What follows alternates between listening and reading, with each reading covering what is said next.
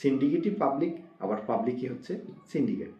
কিন্তু বিষয় হচ্ছে কে কোথায় অবস্থান করছে, কার এই সিন্ডিকেশনের জায়গাটা কোথায়, এটাই নির্ভর করছে, বা তার ক্ষমতার জায়গাটা কোথায় সেটাই নির্ভর করছে আসলে সে কতটুকু সিন্ডিকেট করবে। বা সিন্ডিকেট না বলে এটাকে আমরা একটা অনিয়ম বলতে পারি, বেইনসাফি বলতে পারি, জুলুম বলতে পারি, ইনজাস্টিস বলতে পারি। এই ঘটনাগুলো আসলে ঘটে শুধুমাত্র পরিবেশ পরিস্থিতির তারতম্যের কারণে। পরিবর্তন হলে দেখা যায় যে সাধু মানুষটাও অসাধু হয়ে পড়ে।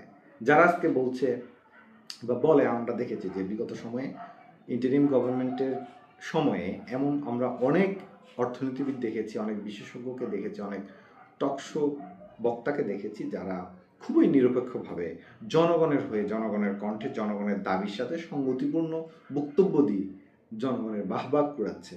কিন্তু তাদেরকে আমরা আবার দেখতে পাচ্ছি তারা যখন এই যে গভর্নমেন্ট যখন ফর্ম করলো, নতুন গভর্নমেন্টের তাদেরকে যখন কোনো না কোনো দায়িত্বে নেওয়া হলো, অনেককে উপদেষ্টা বানানো হলো, অনেককে প্রতিমন্ত্রী বানানো হলো বা মন্ত্রী বানানো হলো, তখন এদের আবার সেই লিবারেল কিংবা সেই পাবলিক সেন্টিমেন্ট বেস যে তাদের যে অপিনিয়ন ছিল, তাদের যে ভয়েস রেইজিং ছিল, সেটি কিন্তু এখন বন্ধ হয়ে গেছে। বরং তাদের এখন সুর বদলে গেছে। কেন বদলে গেছে আবার এটা উত্তর ব্যাখ্যাও অনেকে দিয়ে থাকেন যে সরকার এত সহজ না, সরকার চালানোটা অনেক কঠিন ব্যাপার।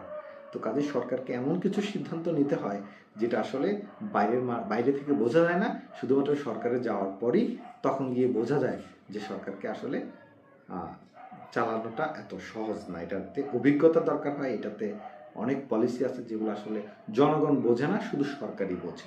এমন বক্তব্য কিন্তু আমরা অনেকের মুখ থেকে পরবর্তীতে শুনতে পাচ্ছি। এই হলো গিয়ে আসলে আমাদের সাধু থাকা অসাধু থাকার সময়, পরিস্থিতি, স্থান, কাল, পাত্র ভেদে ভিন্নতা পায়, এটা আমরা ইতিমধ্যে দেখতে পেয়েছি।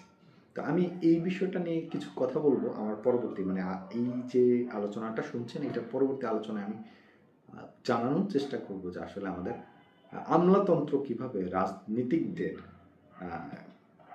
করাতে থেকে কিভাবে এগুলো সবগুলোকে কন্ট্রোল করে, অর্থাৎ পলিটিক্যাল পলিসিকে কিভাবে তারা আসলে কন্ট্রোল করে এবং তাদের অপিনিয়নকে তারা কিভাবে ইনফ্লুয়েন্স করে। মানে হয় গভর্নমেন্ট যখন কোনো একটা ডিসিশন মেকিংয়ের যায় তখন কিভাবে আসলে এই অ্যারিস্টোক্রেসিটা এখানে কাজ করে, সেই জিনিসটা আমরা আলোচনা করব। তো নিশ্চয়ই আমাদের সাথে থাকবেন। আজ এই পর্যন্ত এই পর্বে, ধন্যবাদ।